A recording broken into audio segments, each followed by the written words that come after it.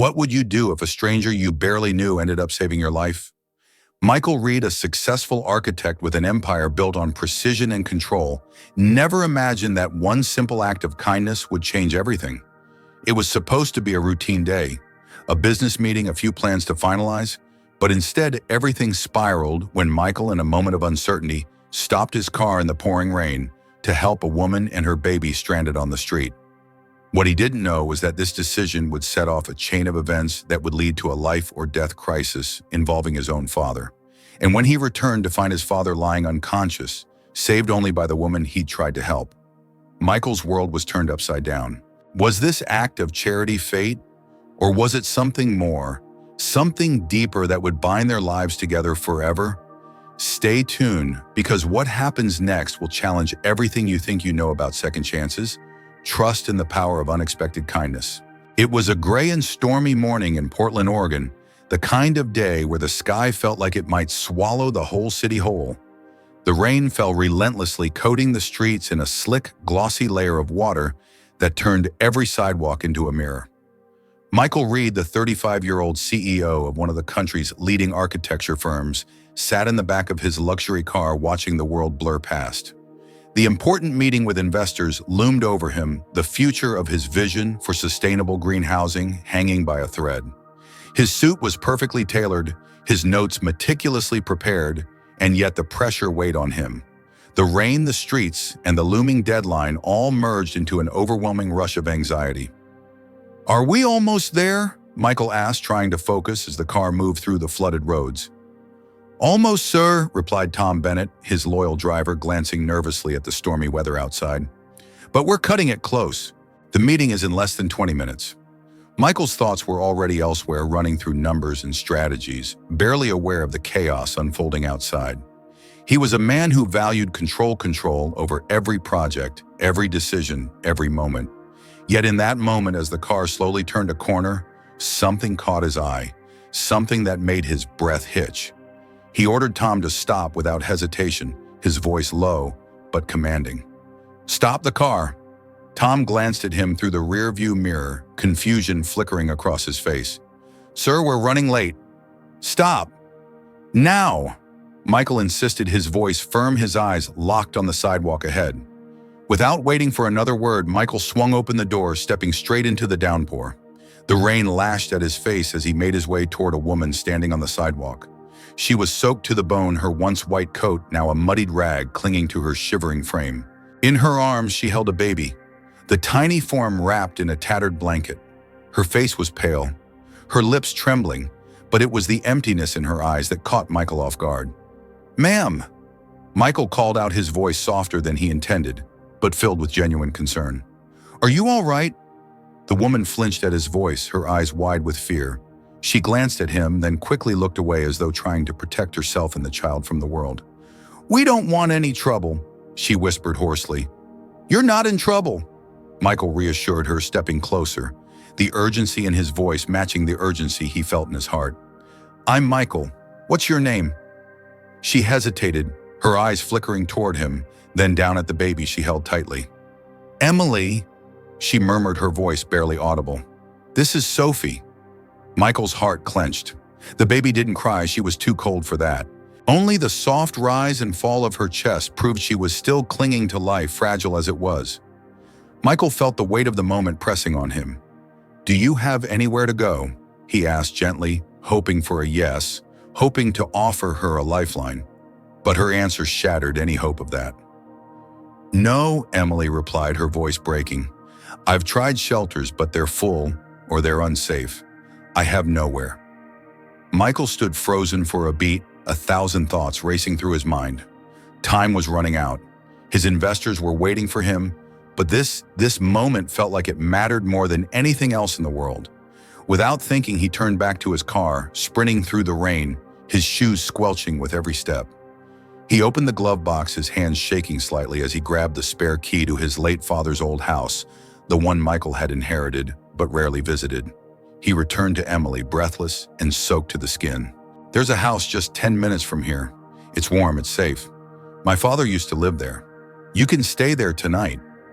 Emily stared at the key, her expression unreadable, as though afraid the key might disappear or somehow vanish into the air. She hesitated for just a moment before nodding slowly, as if trusting him with her life.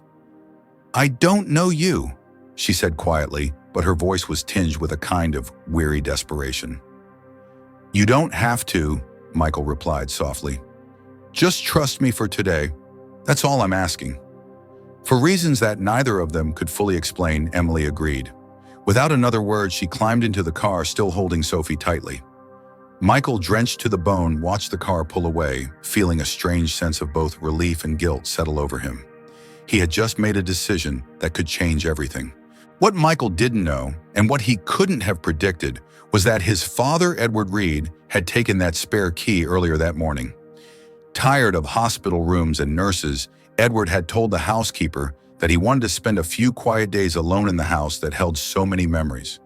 So when Emily and Sophie arrived at what they thought was an empty house, they weren't walking into an empty place at all. They were walking into something much more complicated, something that would alter their lives forever. I'm so sorry for the interruption, and I truly appreciate your patience. Please bear with me as we continue to dive deeper into this story. If you were in Michael's shoes, would you have stopped to help? Or would you have kept driving to focus on your important meeting? Do you think Emily's decision to trust a stranger in the rain was an act of desperation, or was there something more to it? Let us know where you're watching from, and please hit the like button and drop a heart if this story touched you. Right now, the heavy rain was relentless as Michael sat in the back of the car, his thoughts clouded by the meeting he'd just left. The presentation had gone well, or so he thought. The investors had nodded in agreement, but there had been no enthusiasm in their faces. The money he needed to make his dream of sustainable housing a reality was still out of reach.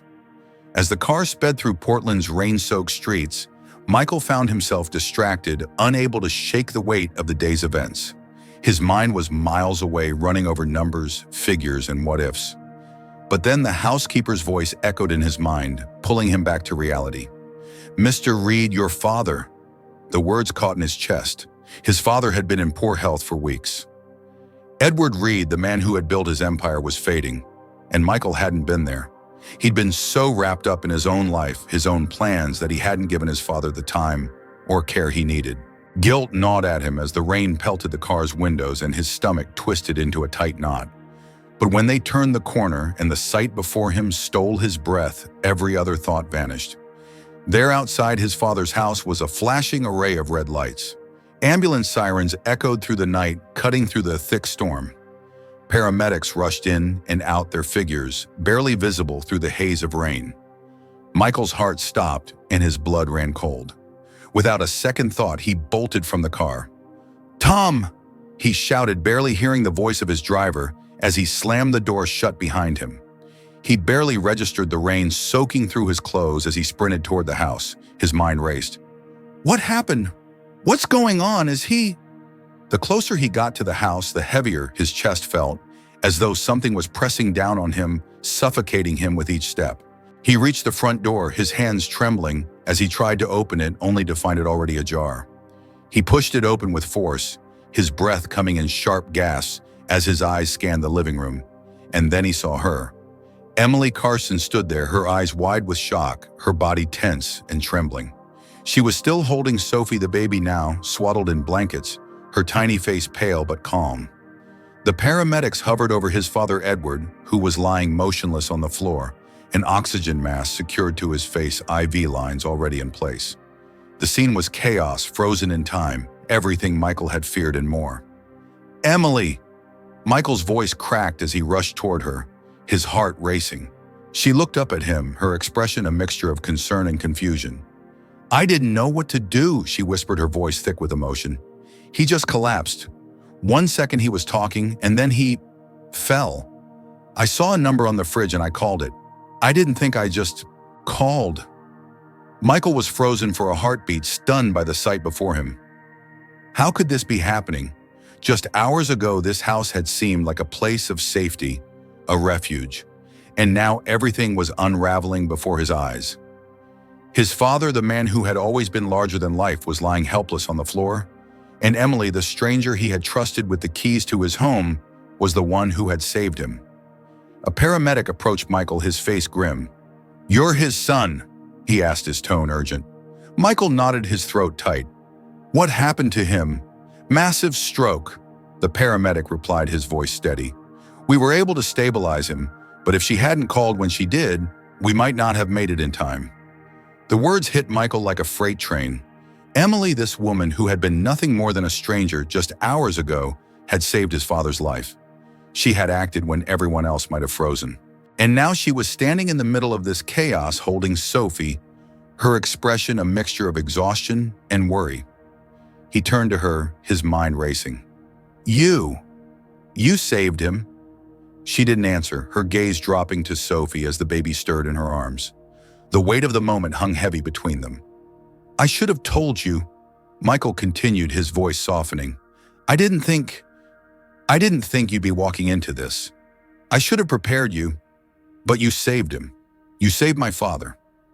Emily's eyes met his for the first time, and for a brief moment Michael saw something there, a flicker of vulnerability, of humanity, in a world that had tried to crush her at every turn. She didn't speak, but in that silence Michael knew that something had shifted between them, something far deeper than he could explain. As the ambulance took his father to the hospital, Michael stood outside in the pouring rain, his thoughts a whirlwind. He had come here to help a stranger, to offer a roof over her head, and yet in the end, it was Emily who had saved the one thing that mattered most to him.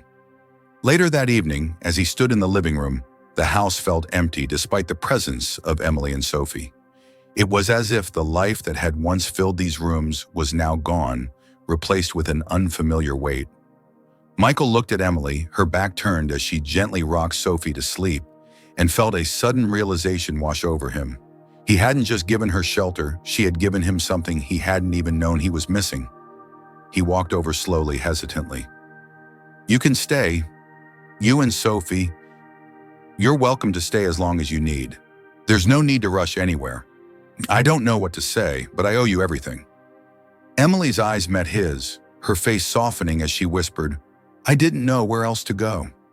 Michael nodded, a weight settling in his chest. This was just the beginning, he realized. And whatever came next, he wasn't going to face it alone.